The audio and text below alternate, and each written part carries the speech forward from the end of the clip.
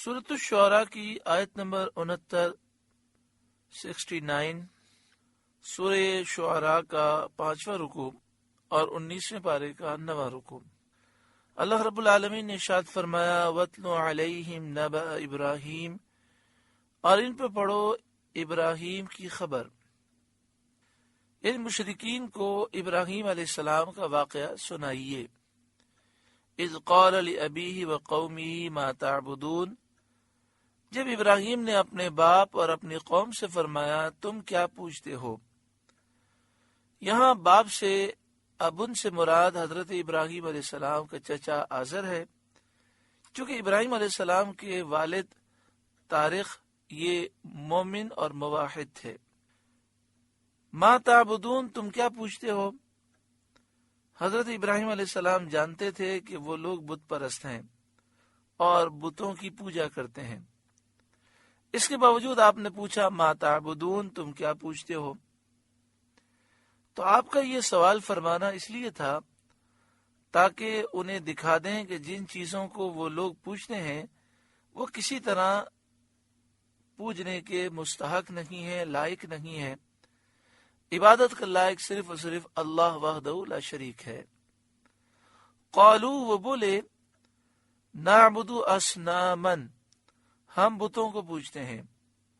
فنظل لها عاکفین، پھر ان کے سامنے آسن مارے رہتے ہیں، یعنی جم کر ان بتوں کے سامنے بیٹھے رہتے ہیں، پوجتے رہتے ہیں۔ قال، فرمایا هل يسمعونکم اذ تدعون، کیا وہ تمہاری سنتے ہیں جب تم پکارو؟ او ینفعونکم او یضرون، یا تمہارا کچھ بھلا برا کرتے ہیں؟ جب یہ کچھ نہیں تو انہیں تم نے معبود کس طرح قرار دیا؟ اب وہ جانتے تھے کہ یہ تو پتھر کے بے جان بت ہیں، یہ ہماری بات نہیں سنتے اور یہ ہمیں نفع نقصان نہیں پہنچا سکتے، انہیں تو ہم نے خود اپنے ہاتھوں سے بنایا۔ تو اس کا جواب انہوں نے یہ دیا، قالو، وہ بولے بل وجدنا آباءنا، بلکہ ہم نے اپنے باپ دادا کو کذالک یفعلون، ایسا ہی کرتے پایا۔ بل وجدنا آباءنا کذالک یفعلون، بلکہ ہم نے اپنے باپ دادا کو ایسا ہی کرتے پایا۔ قال، فرمایا ابراہیم علیہ السلام نے افرأیتم ما کنتم تعبدون، تو کیا تم دیکھتے ہو یہ جنہیں پوج رہے ہو؟ انتم و آباؤکم الاقدمون، تم اور تمہارے اگلے باپ دادا، کہ نہ یہ علم رکھتے ہیں، نہ قدرت، نہ کچھ سنتے ہیں، نہ کوئی نفع یا ضرر پہنچا سکتے ہیں۔ یعنی آپ نے فرمایا ذرا غور کرو، تم اور تمہارے باپ دادا جن پتھروں کو پوج رہے ہو یہ علم نہیں رکھتے، قدرت نہیں رکھتے، نہ سنتے ہیں، نہ نقصان پہنچاتے ہیں، نہ نفع دیتے ہیں۔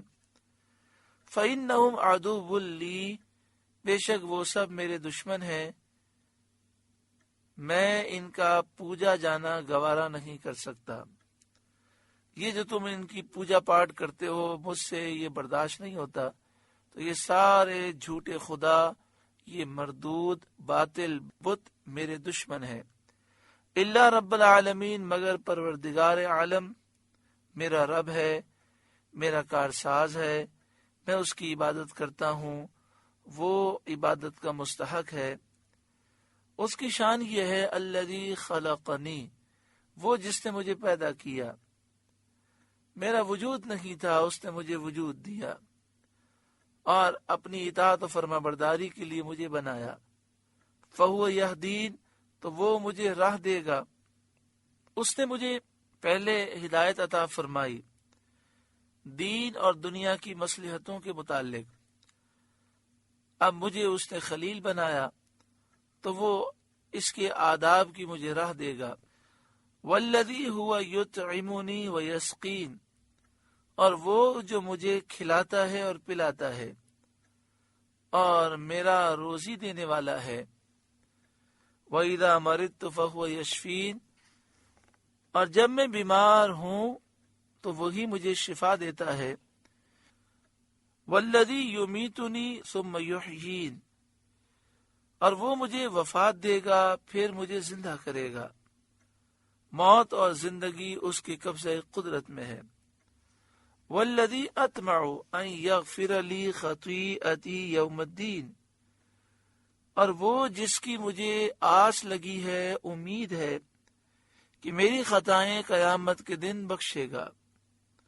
تمام انبیاء معصوم ہیں، گناہ ان سے صادر نہیں ہوتے، گناہ کرنا ان کے لیے ممکن بھی نہیں، وہ معصوم عن الخطا ہیں. ان کا استغفار اپنے رب کے حضور تواضع ہے.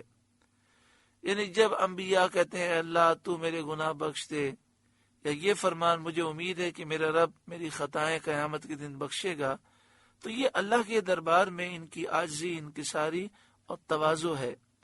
اس سے ان کے درجات مزید بلند ہوتے ہیں.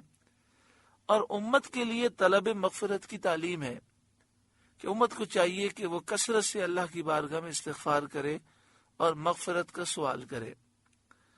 حضرت ابراہیم علیہ السلام کا ان صفات الہیہ کو بیان کرنا اپنی قوم پر اقامت حجت ہے. یعنی اللہ تعالیٰ کی صفات بیان کر کے آپ نے اپنی قوم پر حجت قائم کی. رب ہب لی حکما، اے میرے رب مجھے حکم عطا کر، یعنی مجھے علم اور حکمت عطا فرما. وَأَلْحِقْنِي بِالصَّالِحِينَ، اور مجھے ان سے ملا دے جو تیرے قرب خاص کے لائق ہیں، یعنی جو انبیاء علیہ السلام ہیں، مجھے ان کے ساتھ تیرا قرب خاص نصیب فرما. آپ کی یہ دعا مستجاب ہوئی. چنانچہ اللہ تعالیٰ فرماتا ہے وَإِنَّهُ فِي الْآخِرَةِ لَمِنَ الصَّالِحِينَ، اور بے شک ابراہیم آخرت میں مقرب بندوں میں سے ہیں.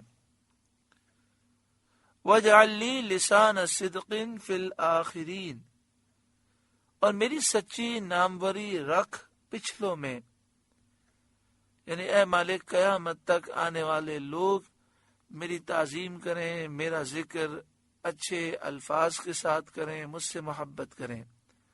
وَاجْعَلْ لِي لِسَانَ صِدْقٍ فِي الْآخِرِينَ، اور میری سچی ناموری مشہوری رکھ پچھلوں میں، یعنی ان امتوں میں جو میرے بعد آئیں. چنانچہ اللہ تعالیٰ نے ان کو یہ عطا فرمایا کہ تمام اہل ادیان، چاہے وہ توریت کے ماننے والے ہوں، چاہے زبور کے، چاہے انجیل کے، چاہے قرآن کے ماننے والے ہیں، سب حضرت ابراہیم علیہ السلام سے محبت رکھتے ہیں اور ان کی تعریفیں کرتے ہیں. وَاجْعَلْنِي مِنْ وَرَثَةِ جَنَّةِ النَّعِيمِ، اور مجھے ان میں کر جو چین کے باغوں کے وارث ہیں، مالک ہیں. یعنی ان لوگوں میں مجھے شامل فرما جنہیں تو جنت عطا فرمائے گا. وَاغْفِرْ لِأَبِي، اور میرے باپ کو بخش دے. یہاں باپ سے ابی سے مراد حضرت ابراہیم علیہ السلام کا چچا آزر ہے. انہو کان من الضالین، بے شک وہ گمراہ ہے. بعض مفسرین نے فرمایا یہاں مراد یہ ہے بخش دے سے کہ اسے توبہ کی توفیق دے، ایمان عطا فرما اور پھر اس کی بخشش فرما. یہ دعا آپ نے اس لیے فرمائی کہ وقت مفارقت آپ کے چچا نے آپ سے ایمان لانے کا وعدہ کیا تھا. جب ظاہر ہو گیا کہ وہ اللہ کا دشمن ہے، اس کا وعدہ جھوٹا تھا، تو آپ اس سے بیزار ہو گئے. چنانچہ سورہ برات میں، سورہ توبہ میں ہے وَمَا كَانَ اسْتِغْفَارُ إِبْرَاهِيمَ لِأَبِيهِ إِلَّا عَن مَّوْعِدَةٍ، ابراہیم علیہ السلام کا اپنے باپ یعنی چچا کے لیے استغفار کرنا ایک وعدے کی وجہ سے تھا. وعدها إياه، جو ابراہیم علیہ السلام نے خاص اس سے وعدہ کیا تھا. یعنی آپ نے یہ وعدہ کیا تھا کہ جب تک مجھے اللہ منع نہیں فرمائے گا میں تمہارے لیے مغفرت کا سوال کروں گا. فلما تبین له انه عدو للہ، پھر جب ان کے لیے یہ بات ظاہر ہوئی کہ وہ اللہ کا دشمن ہے، تبرأ منہ، تو آپ اس سے بیزار ہو گئے، آپ نے بیزاری کا اعلان فرمایا۔ یہ مسئلہ یاد رکھیے گا کہ یوں تو ہم ہر کافر کے لیے دعا کر سکتے ہیں کہ اللہ اس کافر کو توبہ کی توفیق دے، ایمان کی دولت عطا فرما، لیکن کسی کافر کے لیے اس طرح دعا کرنا کہ اے اللہ اسے بخش دے، اس کے گناہ معاف کر دے، یہ جائز نہیں ہے۔ یہاں پر یہ مسئلہ یاد رکھیے گا کہ سورہ توبہ میں یہ مسئلہ گزر چکا ہے کہ حضرت ابراہیم علیہ السلام نے جو مغفرت کی دعا کی وہ اس لیے کی کہ اللہ تبارک و تعالی نے آپ کو اس کی اجازت دی تھی۔ جب اللہ نے منع فرما دیا، اس کے بعد آپ نے مغفرت کی دعا نہیں کی۔ قانون شریعت، حضور کی شریعت میں یہ ہے کہ کسی کافر کے لیے مغفرت کی دعا کرنا جائز نہیں ہے۔ ہاں، ہماری شریعت میں اس بات کی اجازت ہے کہ ہم یوں دعا کر سکتے ہیں کہ اے اللہ اس فلاں کافر کو تو ہدایت عطا فرما، توبہ اور ایمان کی توفیق عطا فرما، اس میں کوئی حرج نہیں۔ وَلَا تُخْزِنِي يَوْمَ يُبْعَثُونَ، اور مجھے رسوا نہ کرنا جس دن سب اٹھائے جائیں گے، یعنی قیامت کے دن جب سب اٹھائے جائیں تو اے مالک تو مجھے رسوا نہ کرنا۔ یوم لا ينفع مال ولا بنون، جس دن نہ مال کام آئے گا نہ بیٹے۔ الا من اتى اللہ بقلب سلیم، مگر وہ جو اللہ کے حضور حاضر ہوا سلامت دل لے کر، یعنی ایسا دل لے کر جو شرک سے، کفر سے، نفاق سے پاک ہو۔ یہاں پہ فرمایا کہ اس قیامت کے دن نہ مال نفع دیں گے نہ بیٹے نفع دیں گے، مگر جو اللہ کے حضور پاک صاف دل لے کر آئے گا، جو دل شرک سے، کفر سے، نفاق سے پاک ہوگا، جس کے دل میں ایمان ہوگا، اس کو مال بھی نفع دے گا، جو مال اس نے اللہ کی راہ میں خرچ کیا ہوگا، اور اس کو اولاد بھی نفع دے گی، وہ اولاد جو نیک اور صالح ہوگی۔ جیسا کہ حدیث شریف میں ہے کہ جب آدمی مرتا ہے اس کے عمل منقطع ہو جاتے ہیں، اعمال کا سلسلہ بند ہو جاتا ہے، سوا تین کے: ایک صدقہ جاریہ، مثلا کنواں کھدوایا، مسجد بنائی، مدرسہ بنایا، اس طرح کے نیک کام کیے، جب تک وہ قائم رہیں گے نامہ اعمال میں ثواب لکھا جائے گا۔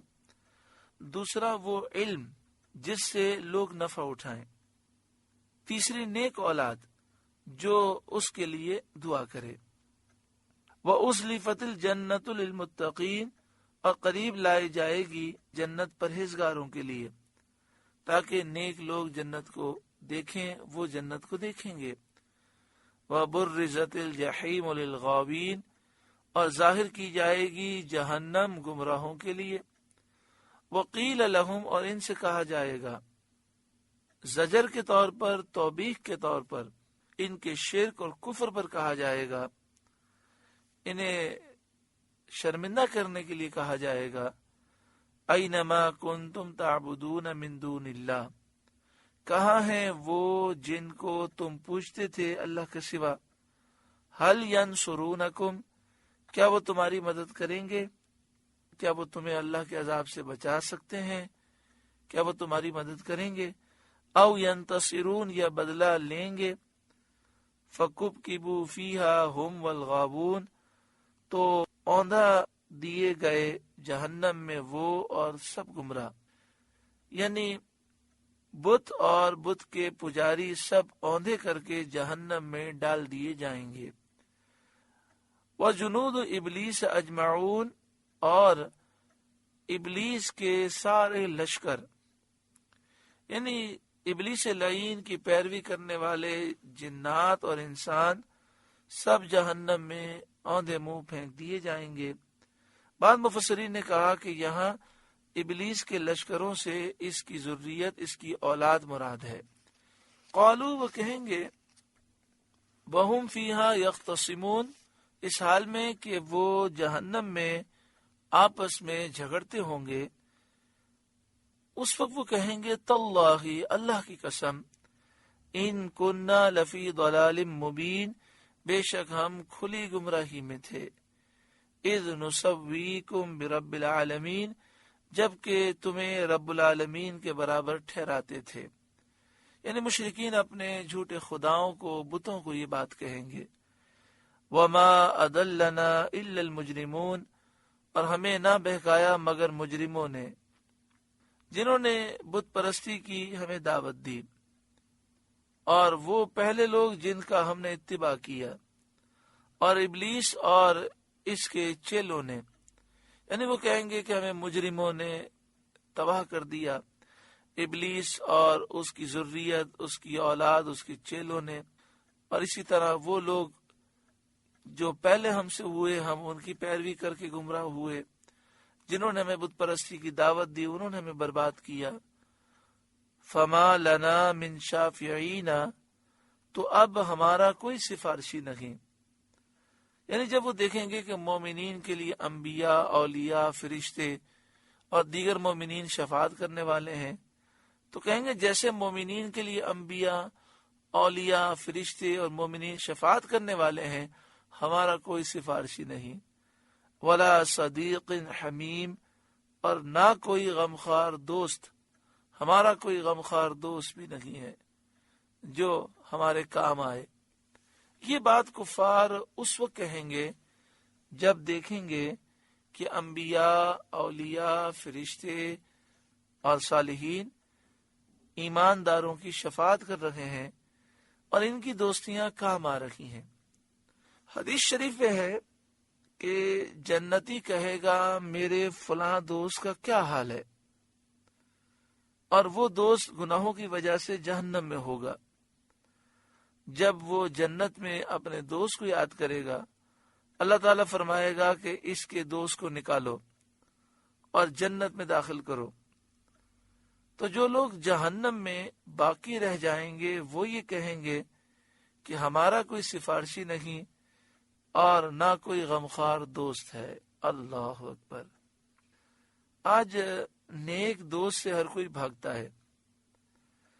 اسی طرح ہماری بہنیں بھی غور کریں کہ ہمارے معاشرے میں دوستی اور سلام دعا و تعلقات ان سے رکھے جاتے ہیں جو مالدار ہوں، چاہے دین سے دور ہوں، اور وہ خواتین جو دیندار ہوتی ہیں، شریعت کی پابند ہوتی ہیں، ہماری بعض بہنیں ان سے دور بھاگتی ہیں. حالانکہ یہ نیکی والی دوستی، اللہ کی رضا کے لیے دینی جو دوستی ہے، وہی کام آنے والی ہے. حضرت حسن رحمت اللہ تعالی علیہ نے فرمایا، ایماندار دوست بڑھاؤ کیونکہ وہ قیامت کے دن شفاعت کریں گے. فلو ان لنا کرۃ فنکون من المؤمنین، تو کسی طرح ہمیں پھر جانا ہوتا کہ مسلمان ہوتے. یعنی وہ اس وقت تمنا کریں گے کاش دوبارہ ہمیں دنیا میں بھیج دیا جائے، اب ہم بڑی اچھی زندگی گزاریں گے، مسلمان بنیں گے، اور ساری دنیا کی محبتیں اور یہ سرداروں کی باتیں، ہم اپنے لیڈروں کی باتیں چھوڑ دیں گے، اللہ اور اس کے رسول کے فرمان پر چلیں گے، اور جو صالحین ہیں ان کے نقش قدم پر چلیں گے. لیکن پھر دوبارہ دنیا میں آنا نصیب نہ ہوگا. ان فی ذلک لآیہ، بے شک اس میں ضرور نشانی ہے. وما کان اکثرهم مؤمنین، اور ان میں بہت ایمان والے نہ تھے.